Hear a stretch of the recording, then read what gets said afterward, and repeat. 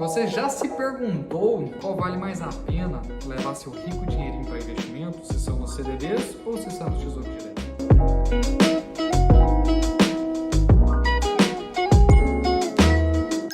Quando a gente fala que em 2025 nós estamos com as taxas de juros nas alturas, esse assunto voltou a ser comentado sobre o que de fato é melhor investir, se é no CDB ou se é no Tesouro Direto. No vídeo de hoje eu vou te mostrar de maneira simples qual vai fazer mais sentido para você, se é investir num ou se é investir em outro. Antes da gente poder começar a falar sobre o assunto do vídeo, eu vou pedir aqui o seu like e também a sua inscrição. Para a gente que é produtor de conteúdo, isso é muito importante aqui para nós. De maneira clara, direta e com exemplos, qual que é de fato a diferença entre o Tesouro Direto e os CDBs? CDBs significa Certificado de Depósito Bancário e eles são emitidos por instituições financeiras. Na sua maior parte, ou eles são emitidos por um banco, ou ele é emitido por uma empresa financeira. Ele possui a cobertura do FGC de até R$250 mil por CPF e ele pode render 100% CDI, pode render 110, pode render 120, a depender dos prazos e das condições dos seus emissores. Ele possui 3 indexadores. Esse do CDI que eu falei são os pós-fixados. Eles possuem também os IPCA+,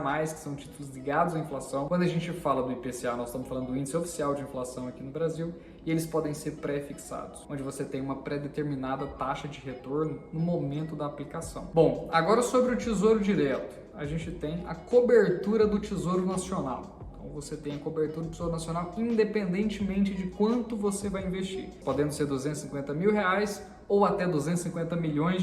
Nos dois cenários, você tem a cobertura do Tesouro Nacional. Ele também possui, em sua maioria, esses 3 indexadores. Eles possuem os pós-fixados, que aqui a gente está falando da Selic, eles possuem os pré-fixados e também possuem os títulos ligados a IPCA+. No passado, fazendo um adendo, a gente já teve outros indexadores a serem negociados, ao IGPM e também o cupom cambial, que era a variação do dólar mais um prêmio. Assim como a gente tem também inflação mais um prêmio, a gente tem também a variação cambial, que a gente chama de câmbio mais prêmio. Hoje, a gente não vê muito mais liquidez nesses ativos. Sobre a liquidez em cada um deles, no Tesouro Direto a gente tem a liquidez em D1, podendo ser qualquer um dos 3 indexadores.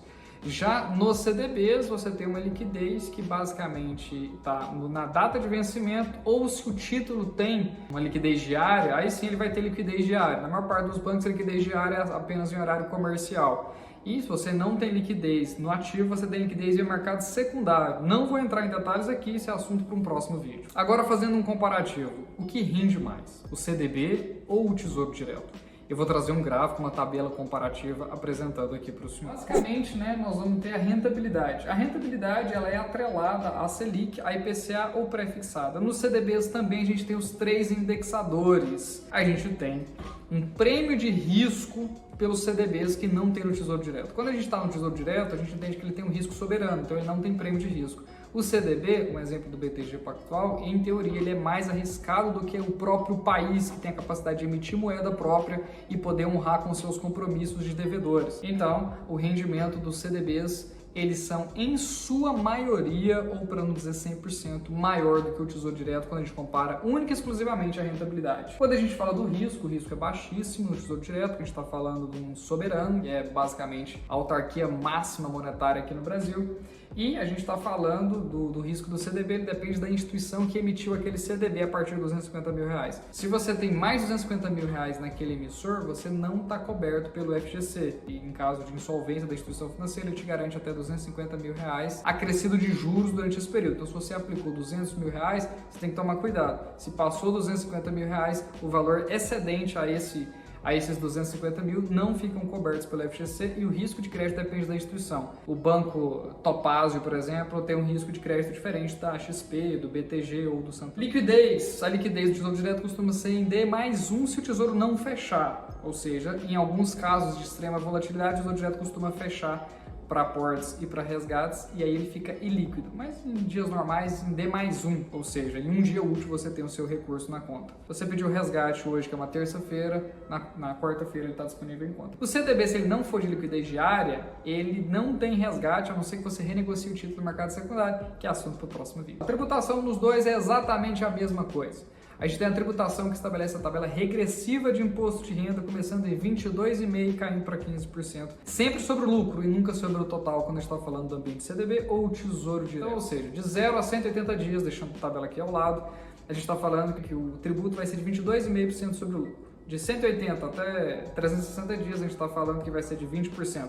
De 360 dias até 720 dias, ou seja, de 1 ano para 2 anos, a gente vai ter um imposto de 17,5%, e a partir de 2 anos a gente vai ter a alíquota mínima de imposto de renda na renda fixa, que é de 15%, sempre sobre o lucro e nunca sobre o total. E essa tabela regressiva é exatamente igual tanto para o Tesouro Direto quanto também para os CDBs. Vale a pena falar que se você for resgatar antecipadamente, você está sujeito à marcação a mercado, que eu vou explicar também num vídeo futuro. A marcação a mercado ela é sempre menor nos títulos pós-fixados, seja ele bancário, seja ele ligado ao Tesouro Direto, que nesse caso aqui a gente está falando que é o Selic, que é o único título do Tesouro Direto que é exclusivamente pós-fixado. Quando a gente fala para quem que é indicado cada produto desse, a gente tem um perfil conservador. Normalmente renda fixa, a gente está falando de um perfil mais conservador, indicado para quem quer reserva de emergência, planos de médio e longo prazo, e normalmente os CDBs é para quem busca uma rentabilidade adicional além do Tesouro Direto, porque lembra do que eu havia falado do prêmio de risco? Então, em teoria, uma instituição financeira ela é mais arriscada do que o soberano, que é o Tesouro Nacional. Então, isso tende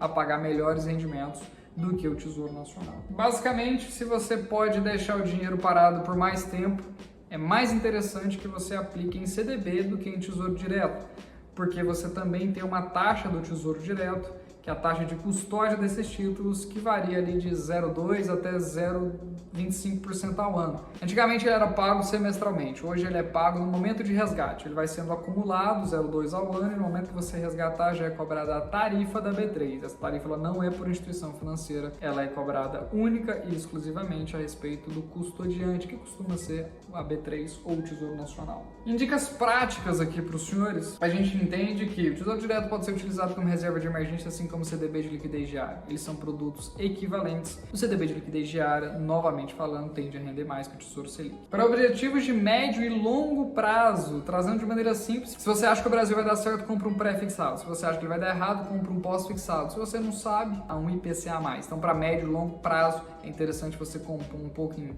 sempre mais pós-fixado, depois mais IPCA+, e depois mais os pré-fixados. Numa escala de risco, é exatamente nessa escala que a gente entende que são os menos arriscados para os mais arriscados. Primeiro pós, depois IPCA+, e por último pré, que é o mais arriscado dentre os 3 indexadores. Ponto importante, se você comprar um título, seja ele Tesouro Nacional ou do CDB, de uma instituição financeira, ele está sujeito à cobrança de IOF, que é um imposto regressivo até os primeiros 30 dias corridos da sua aplicação. O que eu quero dizer com isso? Se você aplicou no CDB agora em abril, até maio ele vai estar valendo o IOF, que ele vai sendo cobrado. O primeiro dia de IOF ele incide 96% sobre o seu lucro. E depois ele vai regredindo 3% sobre o lucro ao dia, até no 29º dia ele ser de 3%, do 30º dia corrido para frente, não tem mais esse imposto. Então esse imposto só incide se você for resgatar o título antes dos 30 dias após a aplicação. Depois dos 30 dias após a aplicação, você já está isento de IOF. Bom, o final do vídeo foi esse. Aqui está um breve comentário a respeito da diferença do Tesouro Nacional, Tesouro Direto, melhor dizendo, e dos CDBs. Comenta aqui qual dos dois você acha mais interessante e também o prazo que você aplica. Fazendo o meu jabá, eu sou assessor de investimentos, e no primeiro link do contato você consegue falar diretamente comigo. Tá bom? A gente se vê no próximo vídeo, que é na próxima semana. Um forte abraço e fiquem aí. E, enfim, pensa numa deixa melhor aí do que eu falei para poder resumir tudo isso aqui.